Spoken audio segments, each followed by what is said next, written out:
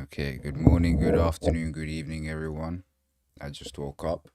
I hope everyone's good. We're a day away from New Year's. I figured that this is the year, this is the time that I put recording, streaming as a priority, like the number one, in terms of what I want to achieve by the end of the year. I want to get to a point where I at least have 100 concurrent viewers on Twitch. Every time I go live, I go at least like 80 to 100 viewers just, and I ain't talking no bots, no nothing, just straight up. I don't know why it was this year, because I last year I started to record like just like fresh. I just moved in, no furniture, like I was recording this shit in the kitchen. Like that's where it was, like the green walls and shit. I mean, well, it's black and white, but it was yeah, green walls. I can go in that kitchen, record myself, and just ultra key that shit in Premiere Pro, and I go green screen. I go green screen footage. For me, it's a big thing, making it my number one hobby, because I'm giving up a lot of other things to make time for this, which means I'm gonna have to give up boxing and table tennis, just so I can make space for streaming. I'm gonna be more stiff. My reactions are gonna go down because my boxing was helped by my table tennis, and vice versa. They're both reactive sports. Your reactions need to be like on point, and it's not about your arms. Like when it comes to movement, it's your hips and your feet. The same shit in boxing. You can't be stiff. So I'm giving up this to sit on my ass. I want to watch this back and at least have 100 viewers, concurrent viewers. Followers, I don't care how many. Just I want 100 people watching me at the same time. I want 100 oaks. I want 100 oaks by the end of the year. 100 oaks. I need 100 one of a kind people to be in my Discord community. And then every time a notification goes up, but like it's calm. Some days you can't make it. It is what it is. A lot of people make videos like this, they put it into premonition, and it happens 2, 3, 4 years later, and it's fun, watching this shit back. And it's also kind of motivational, it's inspiring. Also a little bit of dopamine as well for myself when I actually do get to that point and I watch this video back. That shit's gonna hit me good. That shit's gonna make me smile, bro. And then you're gonna see those perfect Turkish teeth. It gets to a point where people ask you for peas, and it's people that you do anything for them, but it's just this one thing you can't do. You just can't give them that time, or that money that they ask for. You can't give that. Which is easier for me to think of money as time, because when someone in your family asks you for like 100, like 150 or something like that, and you just don't have it because you ain't man enough to make enough to give that the money the time that they need. And then you think about it, 100 and 150 pounds, that's a day for me. I made that shit in a day. When they ask me for the piece and I don't have it at the end of the month because I paid everything off, and I just I can't give them a day out of my time. I don't think of it like I can't give you the 150, 200, because that's just, what is that? I can't put that to nothing. What can I put pounds to, money to? What can I, like, if it isn't time, what can I put it? That shit gets to me, man. It does. Like sometimes it gets to me too much, man. My whole day is ruined. I tested it out over through the year, and I'm telling you, the times you post matter a lot. For me, it's between, well, it depends, but in terms of TikTok, it's from 3 to 6. But after 6, you ain't gonna bang as much views. That's the sweet spot from Monday to Friday in the UK, like where I'm at. Saturday, it depends. So some people would wake up a bit earlier because they have the time for it, they're off work, or some people might sleep in. So it's a hit or miss. Like you might be banging more views than you did throughout the workday, or you might bang less. It just depends. And then Sunday, you post whenever, you bang views, bro. I'm telling you, that shit don't matter, bro. That shit don't matter. You bang views regardless what time you post. Of course, like you're 9 to 9 basically. You're 9 to 9 Sunday, from 9 to 9, from 9 in the morning to 9 in the evening. You bang views. You don't matter what time. But regardless of Saturday, Sunday, I always still post from 4 to 6. That's my time frame. and that's when I bang you. But we need to start doing that more. We need to stop being lazy because we edit the videos and that takes long, bro. Like sometimes I stream for like 8 to 10 hours, bro, and I need to cut best moments from that, make them into videos. And sometimes the streams don't bang. Like I do nothing at all, bro. So you need to make videos out of that, and that's when the shorts kill me because there's so many. There's streams where there's so many moments, and you just like there for hours. You're spending more on the shorts than you did on the videos, and that's also a big problem. Is that I'm spending more time on shorts than my videos. Should be vice versa. But bro, I'm telling you, I don't know what it is, man. It's just for me finding the perfect moment. In my opinion, that's what makes it hard. I spend like a lot of time cutting the main videos and then but I don't have like no effects, no massive thing. That's like that's not my style. Um, that's not the MO style. So if you're watching a brother for the editing, then you must be in some feel. You want to be an editor. That's your kind of thing. That's not why you should be here though. If you're an editor, no. You don't watch me, you know. And then you go in the comments. This editing style is so dry. You can't edit. Okay, broski. Okay, cool. Say less. That's calm. So what? If I get into the NBA and I can hoop like a motherfucker, and then I go to play golf for the first time, and then you're there laughing at my stroke. Okay, broski. Okay, cool. Bro, this little black kid always gets me, bro. That shit puts a smile on my face every time, bro. Big motion. Big motion. I've been recording since young. I was, what, 12, 13? When did the Elgato come out? The HD60 one. Where the first one where you could... I keep doing that, bro. Why do I keep... I just realized I keep doing that. Like a hi-hat. Yeah, the first one where you can record 60 frames. I told my mom there's a way like I can record videos, like record clips, like the games that I play and show it to other people, and they can like comment and like I just showed her the concept of YouTube, and she said, "Yeah, I know, like I know." I said, "Oh, okay, cool."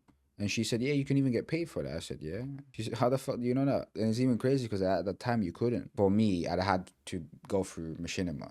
At the time, I thought they were fucking like I thought they were the best company in the world, bro. But yeah, she gets that for me, and I started just recording everything, bro. Everything. I started making videos, trick shotting videos, like how to perform certain like knacks and how to insta swap and the basics. I just fell in love with that shit. I started getting comments, likes, and then yeah, my biggest regret was not like just not continuing. Like but it's not my fault. If I could, I would, but certain situations, circumstances in your life drastically overnight just happened to you. Since 13 up until fucking holy crap, I don't know when. Yeah, I've been moving from place to place. As soon as I hit college, Marge moved to Ireland. Pops was here in the UK as well. He goes, so I went there, and then I moved back here to live with my auntie. Horrible time. She dips back. She dips as well. She goes different countries. So where am I gonna go? Then I go to Ireland. Then from Ireland to Latvia. Latvia to Ireland. Ireland to the UK. UK to Ireland. Ireland. Netherlands. Netherlands. Latvia. Latvia. UK, and now we're here. Bro, this is the first time I've said it out loud. I've been thinking this shit, but this is the first time I said it out loud. Throughout that, I also fell in love with graphic design, with art. I'm a big outlet for kids like me is drawing, spending time on paper. I fell in love with that. Realized that I just got good at Photoshop and just realized that drawing digitally is way it's way more fun. Then I realized I wanted to do games design because games and art is just perfect. And then I got to college and I realized it wasn't what I think it was gonna be. And then I went to a college where it was music, film, and games. And now I realized that I picked the worst one, bro. The one I don't want to do at all. Music and film are the, and I've been wanting to do music for time, but I only realized that after college. I want to act. I want to direct. I want to write. I didn't realize that after college, bro, it's so annoying. And I picked games design. That shit's so jarring. But yeah, after college, I realized I still want to do design. So I went into freelance. Worked a lot on Fiverr, Upwork, Behance. And I did a lot because that's a place where you can, if you have a lot of skill, a lot of knowledge, just you can offer your services and get paid, basically. And I did that. I saved enough and I got a job out of it where I could move to the Netherlands and live on my own. But that was the worst time because it was COVID. The whole COVID hit. So I spent a year and a half inside, not able to go out. That shit scarred me. I get panic attacks because at that time I stopped smoking, I stopped drinking, like I just stopped everything. I realized it was fucking me up, bro. I would, like, just to get through COVID, I would drink because I knew I'd fall asleep faster and I'd wake up faster. The day would go faster. I would just be fucking wasting days. Then I got fired from my job because I became lazy. I lost the place, so I had to move back to Latvia. Yeah, that gave me depression. I started getting panic attacks more frequently. And then I got out of that. I started being active again. I met girls, and then I met another girl, and then I realized I was a sex addict. And then I stopped. Yeah, that's basically the story. And now we're here. After all of that, I realized that I'm an artist. At the end of the day, I'm a true artist. Legacy is the number one thing I'm chasing. It's the surname, you know. It's my surname. It's the legacy that I leave, Mitrovski. It's not what I leave for myself, but what I leave for my family that carry that name. So for me to do that, I think it's best to become the best in a field where it doesn't have only one thing. It has a lot of things, which is the creative art field. Because you have everything. You have dance, you have music, you have acting, you have writing. You have direction, you have production, like there's endless amounts of art forms that you can express yourself in. And if you do it well and you have the right audience and you have the right community, you can mix streaming with mainstream, with content creation, and just there's a lot of people that right now that are at the top when it comes to streaming. But I mean, Kai is doing it in terms of collaborating with mainstream people.